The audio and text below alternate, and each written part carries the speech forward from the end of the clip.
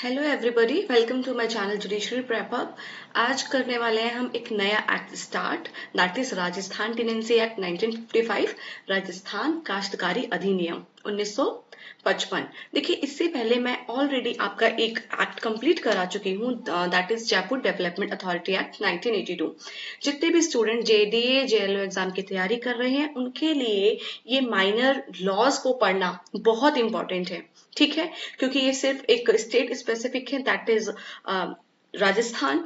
तो और उसमें भी एक जयपुर जो कि हमारा रीजन है, ठीक है, जयपुर हमारी सिटी है, उसी से रिलेटेड ये हमारा एक्ट रहने वाला है।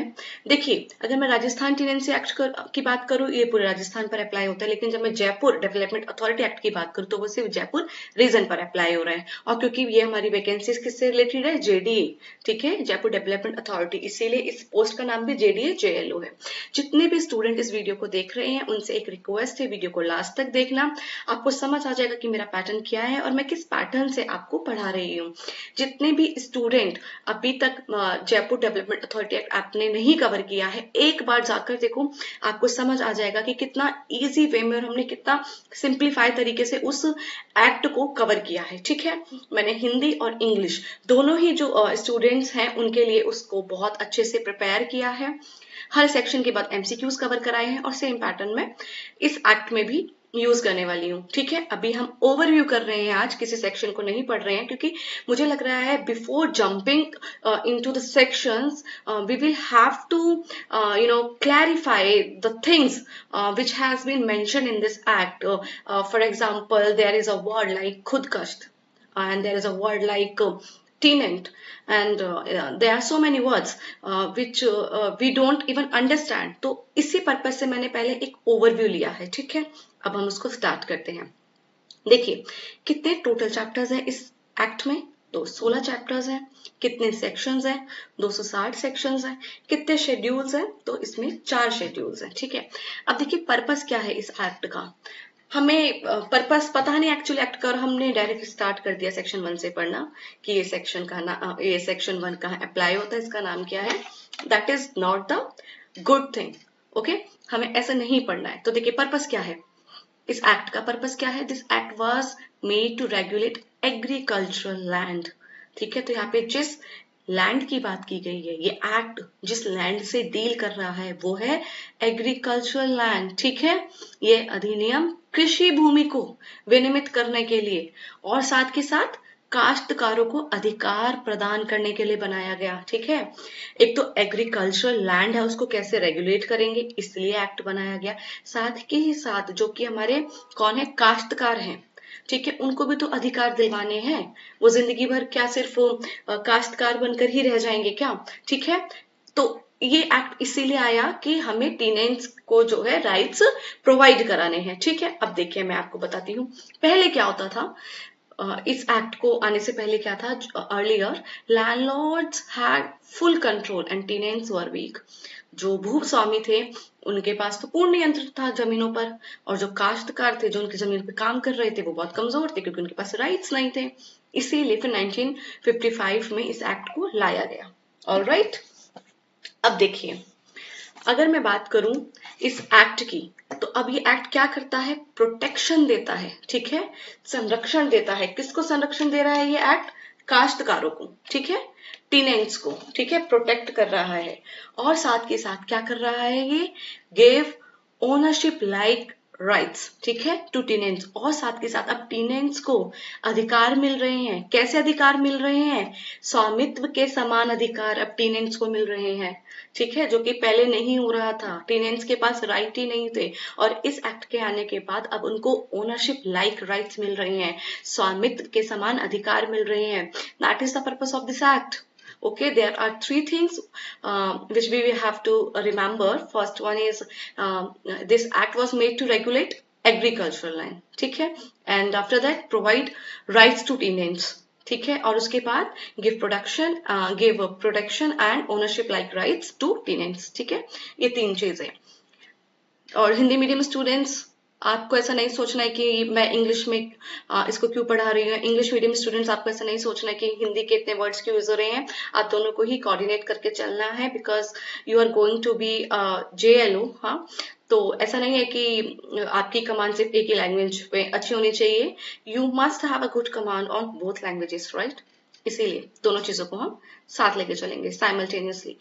अब देखिए, जैसे कि एग्जाम्पल है इसमें, जैसे Ram was working on Shyam's land but had no rights. ठीक है, पहले जो राम है वो क्या था, श्याम की जमीन पर खेती करता था, लेकिन उसके पास कोई अधिकार नहीं थे। Shyam could remove Ram any time. ठीक है, श्याम राम को कभी भी हटा सकता था, लेकिन अब ये एक्ट आने के बाद अब राम को क्या है, प्रोटेक्शन भी मिल चुकी है।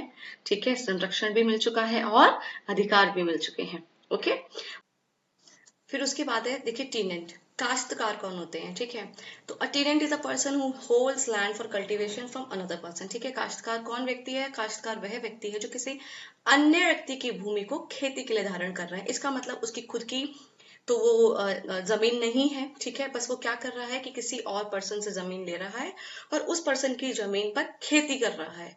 ठीक है, तो इसीलिए उसको हम बोल रहे हैं टेनेंट, मतलब काश्तकार।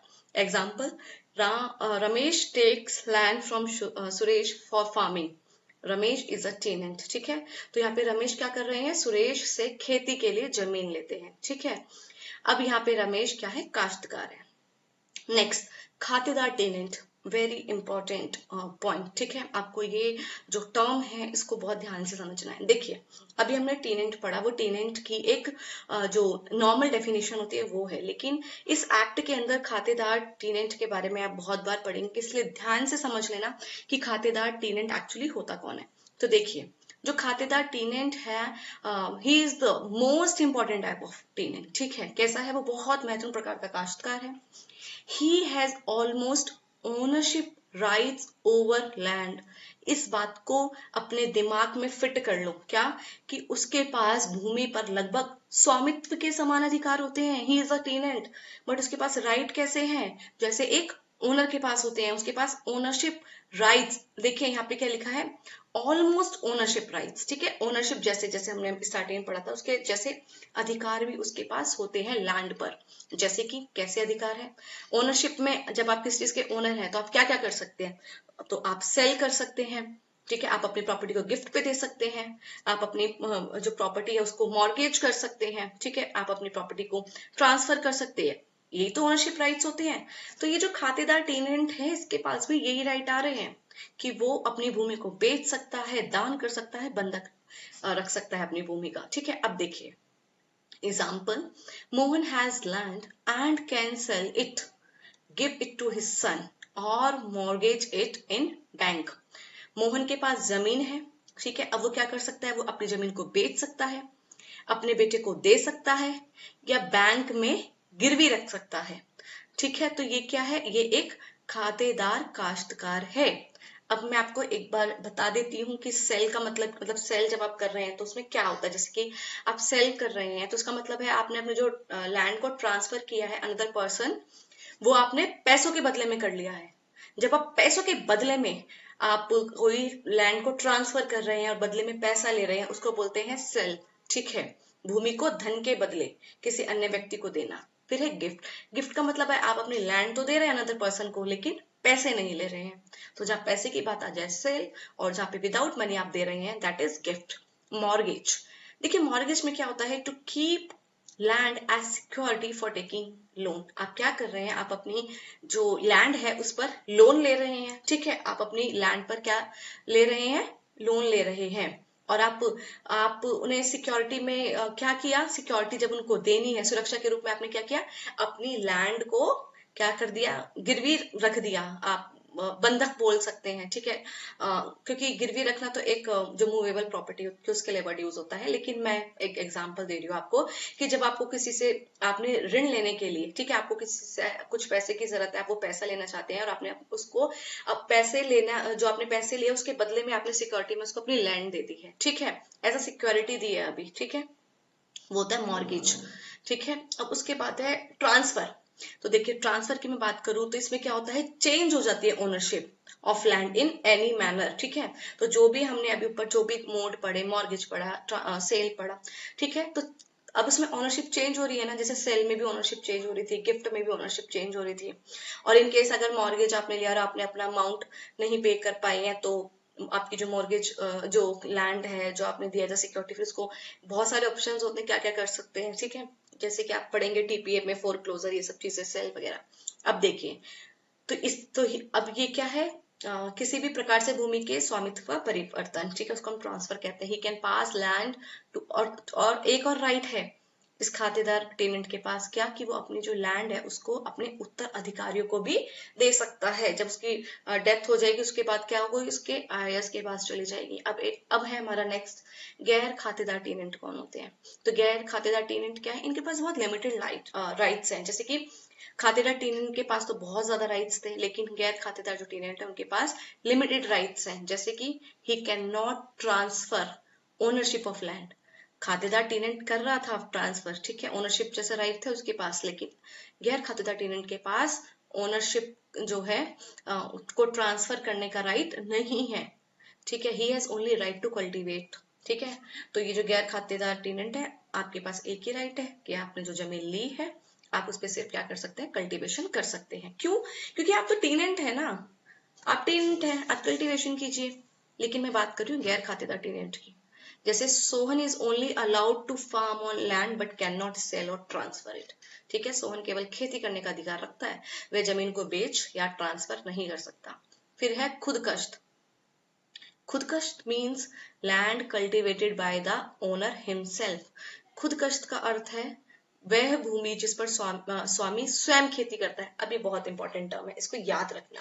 देखिए, अभी तक हमने पढ़ा था खातेदार टेनेंट, गैर खातेदार टेनेंट। अब हम पढ़ रहे हैं खुदकश्त क्या होता है। तो खुदकश्त जो हम वर्ड यूज कर रहे हैं वो एक लैंड के लिए यूज कर रहे हैं, एक भूमि के लिए यूज कर रहे हैं, कि वो भूमि जिस पर जो स्वामी है उस लैंड का वो खुद ही खेती कर रहा है। जैसे कि मेरे पास एक लैंड है, ठीक है, मैं उसकी ओनर हूं और उसी ही लैंड पर मैं खुद खेती कर रही हूँ, मैंने उसको टेनेंसी में नहीं दिया, ठीक है, मैं खुद खेती कर रही हूँ। तो वो लैंड क्या है, वो खुद कश्त लैंड है, ठीक है। जैसे land owner Raju himself cultivates his land without giving to anyone. Raju अपनी जमीन पर खुद खेती करता है और किसी को नहीं देता है, ये है खुदकश्त, ठीक है। मैं आपको अभी से इसलिए क्लियर कर रही हूँ सारे टर्म्स, जब हम आगे सेक्शंस पढ़ेंगे तो हमें पता होना चाहिए। देखिए, जब हमारी फाउंडेशन स्ट्रांग हो जाती है ना, तो उस पर कितनी बड़ी भी बिल्डिंग बना लो कोई प्रॉब्लम नहीं होती है। इसीलिए मैं चाहती हूँ कि जब हम इस एक्ट को पढ़ रहे होंगे ना, तो हमारा बेसिक कॉन्सेप्ट इतना क्लियर होना चाहिए कि जब मैं एक एक वर्ड बोल रही होंगी तो आपको पता होना चाहिए कि मैं किस वर्ड की बात कर रही हूँ, ठीक है। अब है जैसे होल्डिंग।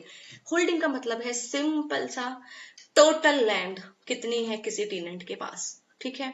एक टेनेंट है, उसके पास टोटल कितनी लैंड है, ठीक है। धारण का अर्थ है काश्तकार के पास कुल कितनी भूमि है। जैसे कि एक किसान है, उसके पास 5 बीघा धरती है, 3 बीघा जो है लैंड है, तो टोटल उसके पास कितनी होल्डिंग हो गई, उसके पास हो गई टोटल 8 बीघा, ठीक है, होल्डिंग।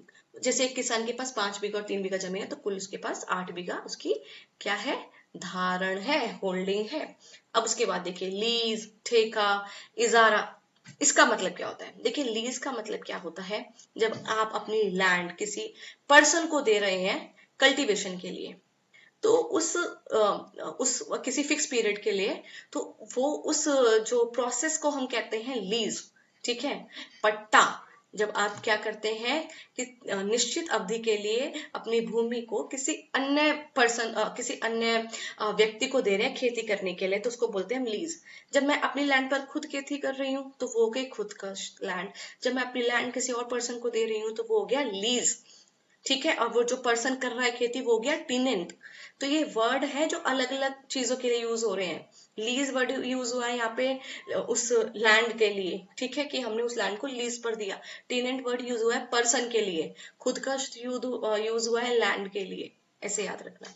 ठेका और इजारा ऑल्सो रेफर्स, कुछ ऐसा सेम ही कॉन्सेप्ट होता है ठेका और इजारा का, ठीक है। वो मैं आगे जब आपको सेक्शंस कराऊंगी इसके साथ साथ समझाऊंगी। A gives land to B for 2 years for farming on payment, ठीक है। इन्हें कहा कि आप ठीक है 2 साल के लिए मेरी लैंड जो है आप उसको ले सकते हैं, बदले में आपको क्या करना है, मुझे पेमेंट देनी होगी, 2 साल का जो भी आपका बन रहा है पेमेंट उतना मुझे देना होगा, ठीक है। अब देखिए कितने प्रकार के टीनेंट्स होते हैं, तो 2 तरीके के टीनेंट्स हमने पढ़े, खातेदार टीनेंट और दूसरा गैर खातेदार टेनेंट, ठीक है। ये 2 तरीके के टेनेंट्स होते हैं।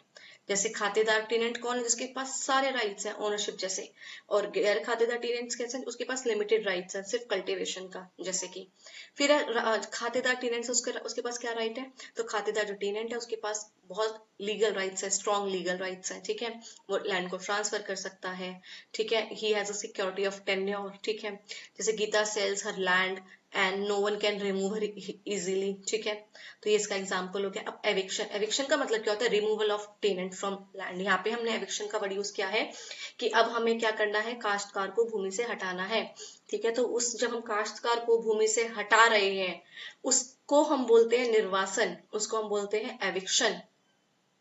अ tenant can not be removed without valid legal reason, ठीक है। आप काश्तकार को ऐसे ही नहीं हटा सकते, उसके लिए उचित विधिक कारण उचित विधिक कारणों जो है उसके आपके पास होना चाहिए, ठीक है। उसके बिना आप काश्तकार को नहीं हटा सकते। फिर है valid reasons include non payment of rent और मिस यूज ऑफ लैंड, ठीक है। उचित कारणों में लगान का भुगतान ना करना या भूमि का दुरुपयोग सम्मिलित है। इसका मतलब वैलिड रीजन होना चाहिए, तो वैलिड रीजन क्या, जैसे कि हमने एक टेनेंट को जो अपनी भूमि दी है वो उसका रेंट ही नहीं पे कर रहा है, 2 साल का पीरियड पे दी थी और पेमेंट अभी तक करा नहीं है उसने। दूसरा, लैंड दी थी किसी और पर्पस के लिए और वो किसी और पर्पस के लिए उस लैंड को यूज कर रहा है, उसका मिस यूज कर रहा है, ये भी एक वैलिड रीजन हो गया। If a tenant does not pay rent then court can remove him, ठीक है। वर्ड याद रखना, कोर्ट कैन रिमूव हिम, तो कोर्ट उसको हटा सकता है। अब है रेंट, लगान। Tenant has to pay rent for use of land. जब आप किसी की लैंड को यूज कर रहे हैं टेनेंट, तो आपको तो रेंट देना पड़ेगा, ठीक है। तो काश्तकार को भूमि के उपयोग के लिए लगान देना होता है। द एक्ट रेगुलेट्स रेंट, ये अधिनियम जो है रेंट जो है लगान उसको भी रेगुलेट करता है, उसको भी विनियमित करता है। Farmer pays fixed money every year to land owner. फिर है ट्रांसफर ऑफ लैंड। अब देखिए कौन कर सकता है ट्रांसफर लैंड को, हमने अभी पढ़ा सिर्फ खातेदार टेनेंट कर सकता है, क्योंकि उसके पास ओनरशिप जैसे राइट है, ठीक है। तो ट्रांसफर में कैसे किस तरीके से ट्रांसफर कर सकते हैं, सेल करके, गिफ्ट करके, मॉर्गेज करके हम लैंड को ट्रांसफर कर सकते हैं, ठीक है। देखिए जो यहाँ पे खातेदार टेनेंट है वो जो अपनी लैंड को ट्रांसफर कर रहा है, तो उसके पास ओनरशिप जैसे राइट हम बोल रहे हैं। तो हम ऐसा क्यों बोल रहे हैं कि वो ओनरशिप जैसे राइट है उसके पास, और वो ओनर नहीं है, क्योंकि जो अल्टीमेट जिसके पास राइट है किसी भी लैंड पर वो तो स्टेट होती है ना, इसीलिए, ठीक है। तो ओनली खातेदार कैन सेल और गिफ्ट लैंड। बेसिक कॉन्सेप्ट अगर हम पढ़े तो क्या है कि अर्लियर जो पहले लैंडलॉर्ड थे वो बहुत पावरफुल हुआ करते थे, ठीक है। और अब क्या कर दिया इस एक्ट के आने से, अब जो है टेनेंट है उनको राइट्स मिल गए हैं, स्पेशली खातेदार तो जो टेनेंट है वो तो स्ट्रांग हो चुके हैं, ठीक है। लैंडलॉर्ड स्ट्रांग, टेनेंट वीक पहले, अब खातेदार टेनेंट स्ट्रांग। तो अगर मैं इसका 1 लाइन रिवीजन बताऊं इस पूरे एक्ट का, तो ये act gives ownership like rights and protection to tenants. So that's all for today. I hope you are liking my pattern, you are liking the way I am teaching, and if you are thinking that I am teaching you in a right direction, please like my videos, please do share my videos and do subscribe my channel. Thank you. That's all for today.